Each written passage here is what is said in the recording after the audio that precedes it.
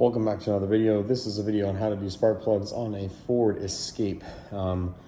It's a tight area, but it's doable. Here's a step-by-step DIY how to do it yourself. So basically, first thing you want to do, you want to remove your plastic cowling cover. Right now, this is running because I got a scan tool on it because I'm diagnosing a check engine light. Before I begin, you're gonna have your spark plug ignition coils 1, 2, 3, and 4. Sorry, 4 right there. To get to this one here, you've got your intake manifold tube that's in the way. There's an 8mm bolt right here. Undo that bolt, undo that clamp.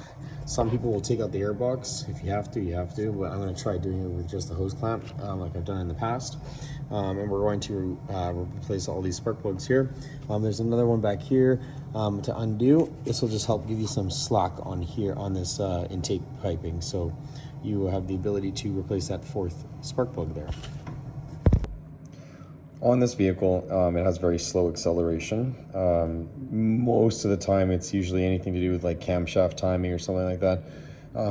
Sometimes if you have misfires going on, that can also be a culprit as well. So as you can see in this vehicle here, they actually have both of those codes.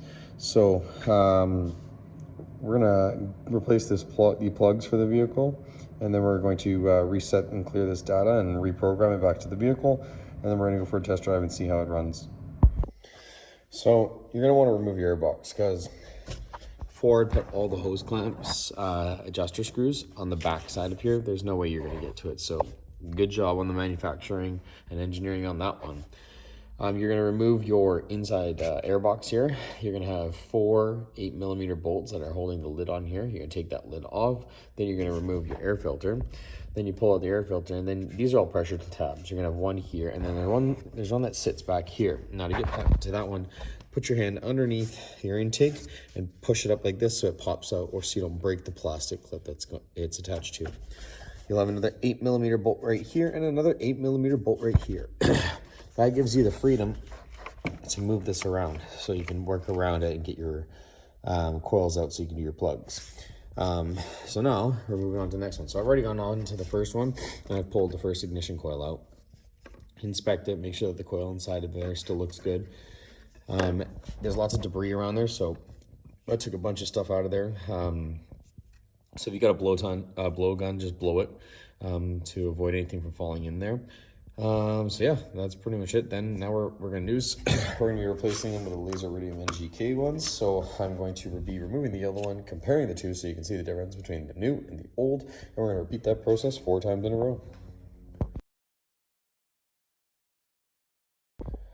Here's the comparison between the new one and the old one.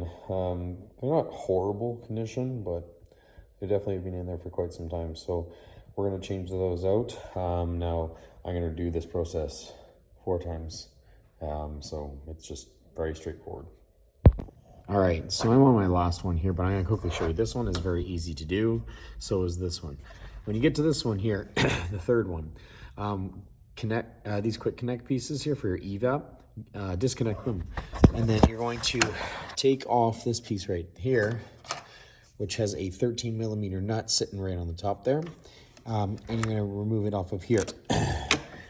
Doing that will give you the ability to push this back and lift this up out of your way. Disconnect your lines and 8mm socket back here, okay? And then once you got that, you can take it off and you can kind of pull your coil up on an angle and get it out. What I did to get the actual socket, the spark plug out, is I used an extension and a swivel to make it work. Just take your time with it and be very careful you don't break this, or your life is about to get really, really bad. I'm on the 4th one now. Take off that plastic ring right there, which holds onto the harness right here. Move this all to your side. You're going to push this back to give yourself enough access to get here, to get the ignition coil out, as well as that 8mm nut back there, and then break it free. Well, that last 4th one down there, be ready for a lot of swearing and to test your patience, but just keep going through it and find that right angle, and then you're good to go.